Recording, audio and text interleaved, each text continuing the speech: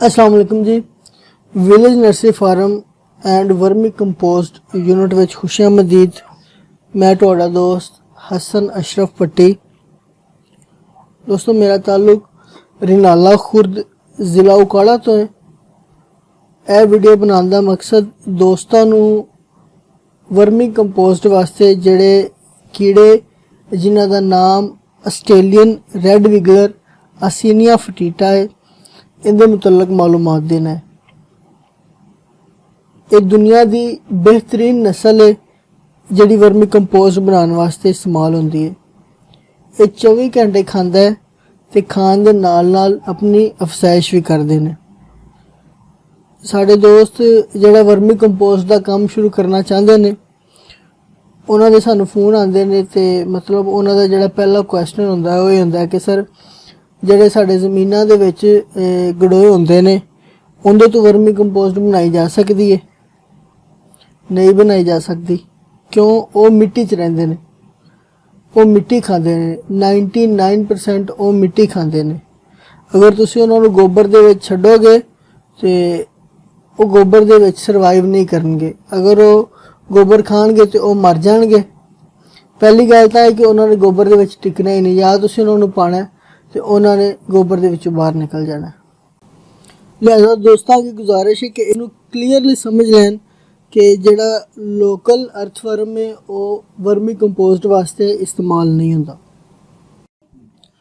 अच्छा दोस्तों, जिहड़ा दूजा सवाल दोस्त करते हैं वो रेड विगलर की कीमत है भी इनकी कीमत पाकिस्तान दे विच क्यों ज़्यादा है। इनकी कीमत इस टाइम कोई दोस्त 10,000 रुपये किलो भी दे रहे हैं, ठीक है, 8,000 रुपये किलो भी दे रहे हैं, 6,000 रुपये किलो भी दे रहे हैं। मतलब जोड़े भी 2-4 दोस्त कम कर रहे हैं, हर किसी का अपना रेट है, कोई मखसूस रेट नहीं है। ठीक है जी, रेट ज़्यादा होने की वजह सुन लो। नाले दोस्त ये कहते हैं कि जी इंडिया के विच तां 200 रुपये किलो 300 रुपये किलो, तो पाकिस्तान के इन्ना महंगा क्यों? इसकी वजह है कि इंडिया में जोड़ा काम है वो तकरीबन 30-35 सालों तो हो रहा है। उत्थे जोड़ा बंदा भी इनका बिजनेस कर रहा है, उनके कोल 400 500 600 बैड मतलब ईजीली ने हर बंदे कोल। तो उन्होंने कोल विगलर इन्ने ज़्यादा ने कि वो तो मुफ्ती भी देने ते उन्होंने कोल ख़त्म नहीं होने। तो पाकिस्तान दे विच ये काम शुरू होने नूं मेरा ख्याल है कि ज़्यादा तो ज़्यादा 1.5-2 साल होए ने। ते किसी भी मुल्क जो कोई भी चीज़ नवी नवी जाती है तो वह महंगी होती है। तो लिहाजा इस चीज़ नूं समझो, ये तां इस वजह तो महंगे ने। ये रेड विगलर ने ना जड़े ये अपनी अफजाइश बड़ी तेज़ी नाल करते हैं। जोड़े भी दोस्त ने इनका कारोबार करना है, ये इन्वेस्टमेंट करनी, वो सिर्फ एक बार दी है। फर्ज करो एक दोस्त इन्हें विगलर खरीदा है 50,000 दे 60,000 दे एक बैड वास्ते, ठीक है जी। मतलब 4 फुट चौड़ा ते 10 फुट लम्मा एक बैड बनेगा। उन्हें ते ये जोड़े विगलर ने वो पैणगे 10 किलो। 2 महीने दे विच ये जिहड़े विगलर ने वो सारे बैड नूं वर्मी कंपोस्ट दे विच तब्दील कर लेंगे ते जिहड़ी उन्हां दी तादाद है वो दुगनी हो जाएगी। मतलब आपां 10 किलो पाए सी ते वो 20 किलो हो जाणगे।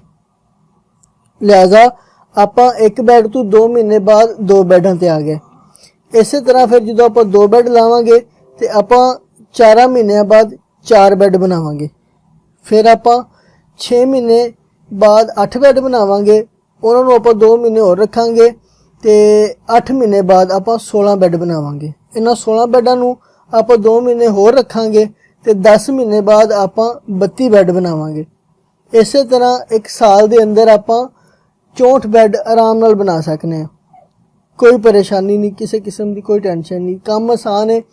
जिहड़ा बंदा इनू दिल लगी नाल करेगा तो इंशाअल्लाह वो इस टारगेट नूं आराम नाल अचीव करेगा। बल्कि इहदे दरम्यान दे विच अपने विगलर भी अगर सेल करदा है थोड़े बहुत तो वो इत्थे तक पहुँच सकता है।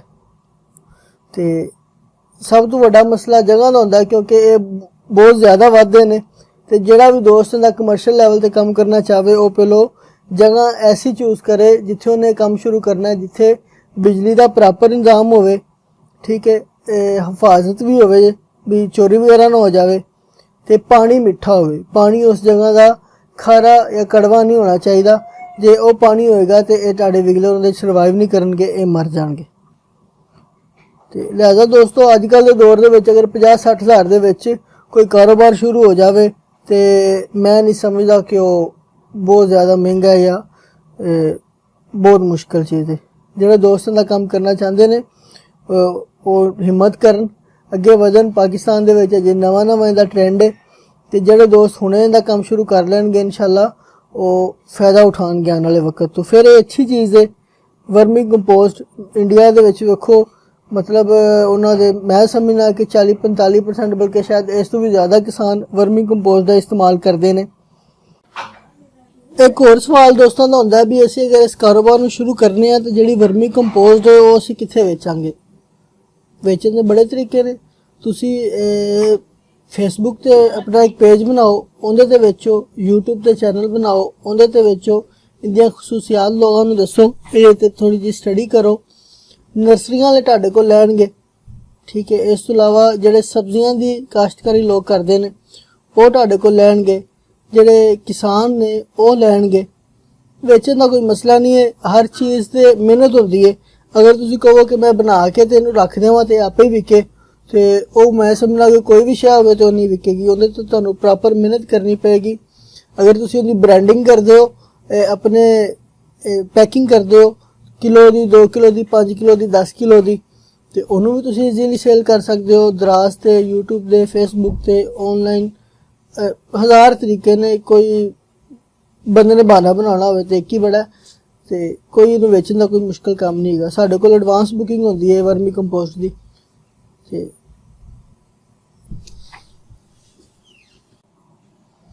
ਤੀਸਰਾ ਸਵਾਲ ਜਿਹੜਾ ਦੋਸਤ ਕਰਦੇ ਨੇ ਵੀ ਇਹਨੂੰ ਸਾਡੇ ਤੱਕ ਪਹੁੰਚਾਓਗੇ ਕਿਵੇਂ। ਦੋਸਤੋ ਇਹਦੀ ਅਸੀਂ ਪੈਕਿੰਗ ਕਰਕੇ ਉਹਨੂੰ ਤਜਰਬਾ ਕੀਤਾ ਹੈ, ਮਤਲਬ ਵੀ ਇਹ ਪੈਕਿੰਗ ਦੇ ਵਿੱਚ ਵਿਗਲਰ ਕਿੰਨੀ ਦੇਰ ਤੱਕ ਸਰਵਾਈਵ ਕਰ ਸਕਦਾ ਹੈ।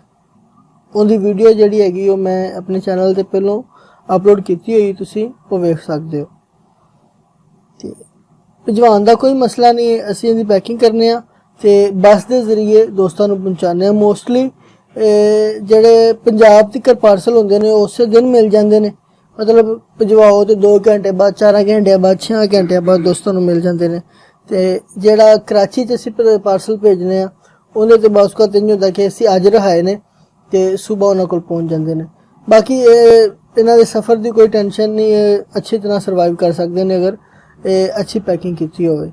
ਤੇ ਜਿਹੜੇ ਦੋਸਤ ਸਾਨੂੰ ਆਰਡਰ ਦਿੰਦੇ ਨੇ, ਅਗਰ ਤਾਂ ਸਾਡੇ ਕੋਲ ਸਾਨੂੰ ਪਤਾ ਹੋਵੇ ਕਿ ਅਸੀਂ ਬੈੱਡ ਖੋਲ੍ਹਣੇ ਨੇ, ਉਹਦੇ ਮੁਤਾਬਕ ਅਸੀਂ ਟਾਈਮ ਦੇਈਦਾ। ਬਾਉਸਕਾ ਤੇ ਇਵੇਂ ਵੀ ਹੁੰਦਾ ਕਿ ਸਾਡੇ ਕੋਲ ਬਿਲਕੁਲ ਰੈਡੀ ਪਿਆ ਹੁੰਦੇ ਨੇ। ਅਸੀਂ ਜਿਵੇਂ ਤੁਸੀਂ ਆ ਵੀਡੀਓ ਚੱਲਦੀ ਪਈ ਹੈ ਇਹਦੇ ਵਿੱਚ ਅਸੀਂ 5-5 ਹਜ਼ਾਰ ਦੀ ਗਿਣਤੀ ਕਰਵਾ ਕੇ ਤੇ ਉਹਦੇ ਛੋਟੇ ਬੈੱਡ ਬਣਾ ਦਿੰਦੇ ਆ ਤਾਂ ਕਿ ਜਿਹੜੇ ਦੋਸਤ ਸਾਨੂੰ ਆਰਡਰ ਦੇਣ ਤੇ ਅਸੀਂ ਉਹਨਾਂ ਨੂੰ ਪਹੁੰਚਾ ਸਕੀਏ।